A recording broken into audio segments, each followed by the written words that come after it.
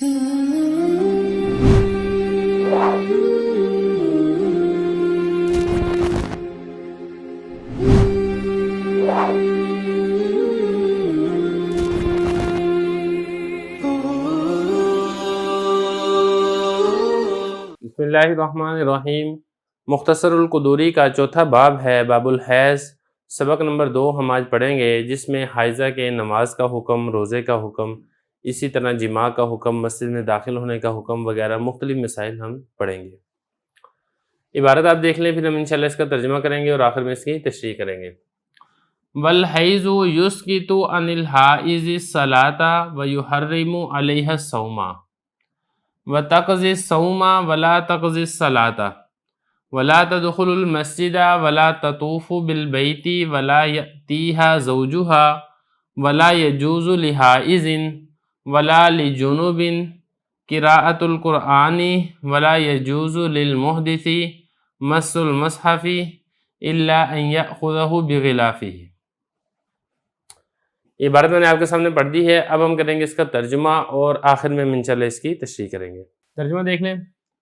اور حیض ساکت کر دیتا ہے حائضہ عورت سے نماز کو، اور حرام کر دیتا ہے حائضہ عورت پر روزے کو، اور روزے کی قضا کرے گی اور نماز کی قضا نہیں کرے گی، اور حائضہ مسجد میں داخل نہیں ہوگی، اور بیت اللہ کا طواف بھی نہیں کرے گی، اور اس کے پاس اس کا خاوند بھی نہیں آئے گا، اور جائز نہیں ہے حائضہ عورت کے لیے اور نہ ہی جنبی کے لیے قرآن مجید کی تلاوت کرنا، اور جائز نہیں ہے بے وضو کے لیے قرآن مجید کو چھونا، مگر یہ کہ وہ اس کو پکڑے گا اس کے غلاف کے ساتھ۔ عبارت ہو گئی ہے، ترجمہ ہو گیا، اب چلتے ہیں اس کی تشریح کی طرف۔ آخر میں ہم انشاءاللہ ان تمام مسائل کو کتاب کی عبارت پر تطبیق بھی کریں گے۔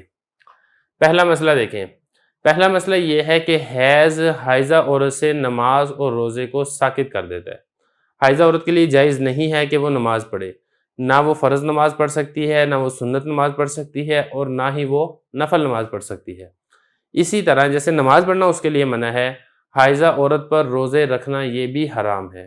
حائضہ عورت کے لیے جائز نہیں ہے کہ وہ روزہ رکھے، اگر وہ روزہ رکھے گی بھی تو وہ روزہ نہیں ہوگا، اور اگر اس کو درمیانے روزے کے اگر حیض آ گیا ہے تو اس کا روزہ بھی وہ ختم ہو جائے گا۔ یہ تو ہو گیا پہلا مسئلہ۔ دوسرا مسئلہ اس میں یہ بیان کیا کہ اگر اس نے فرض روزہ رکھا تھا اور اس کو حیض آ گیا، یہ حیض کی وجہ سے اس کے فرض روزے رمضان کے رہ گئے ہیں، تو جب اس کا حیض ختم ہوگا رمضان کے بعد تو ان روزوں کی قضا کرے گی، لیکن جو اس کی نمازیں رہ گئی ہیں فرض نمازیں حیض کی وجہ سے، ان فرض نمازوں کی قضا اس کے ذمہ لازم اور ضروری نہیں ہے۔ یہ دوسرا مسئلہ ہو گیا۔ تیسرا مسئلہ اس میں یہ بیان کیا گیا کہ حائضہ عورت حالت حیض میں مسجد کے اندر داخل نہیں ہو سکتی، بالکل اسی طرح بیت اللہ کا طواف بھی نہیں کر سکتی، کیونکہ مسجد میں داخل ہونے کے لیے انسان کا پاک ہونا شرط ہے۔ جو شخص ناپاک ہو، چاہے وہ جنبی ہو چاہے وہ حائضہ ہو، اس کے لیے مسجد میں داخل ہونا جائز نہیں ہے۔ بالکل اسی طرح جو بیت اللہ کا طواف ہے، پہلی بات تو یہ ہے کہ وہ مسجد حرام کے اندر ہوتا ہے، تو وہ بھی مسجد ہے، بلکہ مسجدوں میں سے اشرف المساجد ہے، تو لہذا اس میں بھی داخل نہیں ہو سکتی، اور طواف کرنا یہ بالکل ایسے ہی ہے جیسے کہ نماز پڑھنا، تو جب نماز نہیں پڑھ سکتی تو اسی طرح وہ طواف بھی نہیں کر سکتی۔ اگلا مسئلہ اس میں یہ بیان کیا کہ خاوند اس کے پاس نہیں آئے گا۔ خاوند اس کے پاس نہیں آئے گا، اس کا مطلب یہ نہیں ہے کہ خاوند اس کے پاس بیٹھ نہیں سکتا یا اس سے ملاقات نہیں کر سکتا، مطلب اس کا یہ ہے کہ خاوند اس کے ساتھ ہم بستری اور جماع نہیں کر سکتا حالت حیض کے دوران۔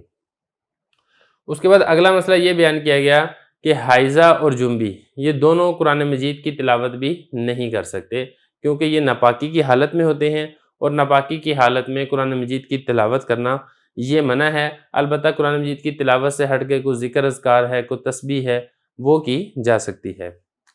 اس کے بعد آخری مسئلہ یہ بیان کیا کہ حائضہ کے ساتھ ہی ملتا جلتا ایک اور حکم ہے بے وضو کا بھی، کہ بے وضو شخص وہ قرآن مجید کو چھو نہیں سکتا، مگر یہ کہ اس کے اوپر کوئی غلاف چڑھا ہو تو پھر اس کو پکڑ سکتا ہے۔ لیکن غلاف کی بھی دو قسمیں ہوتی ہیں، ایک غلاف ہوتا ہے جو اس کے گتے کے ساتھ سلا ہوا ہوتا ہے، وہ نہیں اس کو چھو سکتا کیونکہ وہ قرآن مجید کے حکم میں ہی ہوتا ہے، اور ایک غلاف وہ ہوتا ہے جو قرآن مجید سے ہٹ کر ہوتا ہے، مطلب اس کے اندر قرآن مجید کو داخل کیا جاتا ہے اور اس سے قرآن مجید کو نکالا جاتا ہے۔ ایسے غلاف کے ذریعے پھر قرآن مجید کو پکڑا جا سکتا ہے، یا اس کے علاوہ کوئی اور کپڑے کے ذریعے سے بھی قرآن مجید کو ہاتھ لگایا جا سکتا ہے۔ تو یہ کچھ مسائل ہیں جو آج کی عبارت کے اندر ہم نے پڑھنے ہیں، مسئلے بھی ہم نے سمجھ لیے ہیں۔ ایک چیز رہ گئی ہے کتاب کی عبارت پر تطبیق، وہ آپ دیکھ لیں۔ پہلی بات دیکھیں، والحیض یسکت، اس کو یسکتو نہیں پڑھنا آپ نے، کیونکہ یسکتو کا مطلب ہوتا ہے ساکت ہوتا ہے، اور یسکتو جب یہ باب افعال آ جاتا ہے تو اس کا مطلب ہوتا ہے ساکت کرتا ہے، گرا دیتا ہے، ختم کر دیتا ہے۔ اور حیض ساکت نہیں ہوتا، بلکہ حیض نمازوں کو ختم کر دیتا ہے، روزوں کو ختم کر دیتا ہے۔ تو یہ فرمایا یسکتو، حیض ساکت کر دیتا ہے، اس میں ہوا ضمیر ہوگی فاعل جو کہ اس حیض کی طرف لوٹے گی۔ ساکت کر دیتا ہے حائضہ سے، کس کو ساکت کر دیتا ہے؟ الصلاۃ، نماز کو۔ تو یہ جو الصلاۃ ہے یہ بنے گا اس کا یسکتو کا مفعول۔ اور اسی طرح یحرمو، یحرمو نہیں پڑھنا اس کو یحرمو پڑھنا ہے، حرام قرار دے دیتا ہے۔ اس میں بھی ہوا ضمیر بنے گی فاعل جو کہ لوٹے گی اسی حیض کی طرف، علیہا، اس عورت پر۔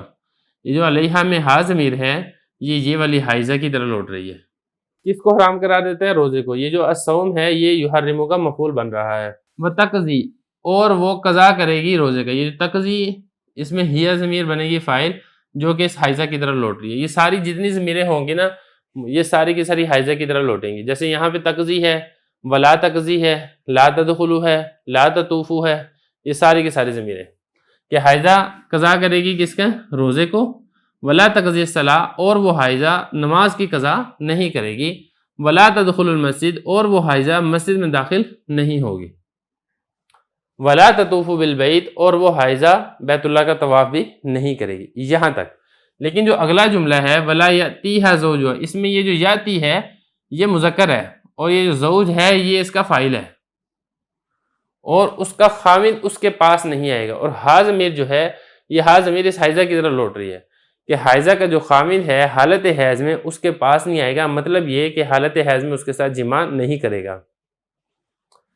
آگے دوسرا مسئلہ بیان کیا، ولا یجوز لحائض، حائضہ کے لیے جائز نہیں ہے، اور ولا لجنوب، اور جنبی کے لیے بھی جائز نہیں ہے۔ جنبی کہتے ہیں جس کو حد سے اکبر لاحق ہوا ہو، جس کے اوپر غسل کرنا فرض ہو جائے، اس کو جنبی کہا جاتا ہے۔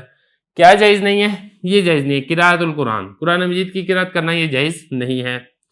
اور اسی طرح جائز نہیں ہے للمحدث، محدث حدث والے کے لیے، اور اس سے مراد ہے حدث اصغر۔ حدث اصغر کہتے ہیں بے وضو ہونا، اور حدث اکبر کہتے ہیں ناپاک ہونا۔ جب بے وضو ہونے کے لیے جائز نہیں ہے قرآن مجید کو چھونا، تو اگر ناپاکی ہے وہ تو بڑی ناپاکی ہے، اس کے لیے تو پھر بطریق اولا قرآن مجید کو چھونا جائز نہیں ہے۔ جائز نہیں ہے حدث والے کے لیے، کیا جائز نہیں ہے؟ مس المصحف، مصحف کو چھونا جائز نہیں ہے۔ مصحف یعنی قرآن مجید کی کتاب کو چھونا جائز نہیں ہے، الا صرف ایک صورت ہے، یأخذہ، پکڑے گا وہ اس کو، بغلافی، اس کے غلاف کے ساتھ۔ یہ ذرا ضمیریں تھوڑی سی دیکھ لیں، یہ جو یأخذہ میں ہوا ضمیر ہے یہ لوٹ رہی ہے اس محدث کی طرف کہ وہ حدث والا پکڑے گا، ہو اس کو پکڑے گا، کس کو پکڑے گا؟ اس مصحف کو پکڑے گا۔ یہ جو ہو ضمیر ہے یہ لوٹ رہی ہے مصحف کی طرف، بغلافہ، اس کے غلاف کے ساتھ۔ یہ جو ہی ضمیر ہے یہ بھی اسی مصحف کی طرف لوٹ رہی ہے۔ تو یہ کچھ عبارت کے بارے میں بات تھی، مسئلہ میں آپ کو سمجھا چکا ہوں۔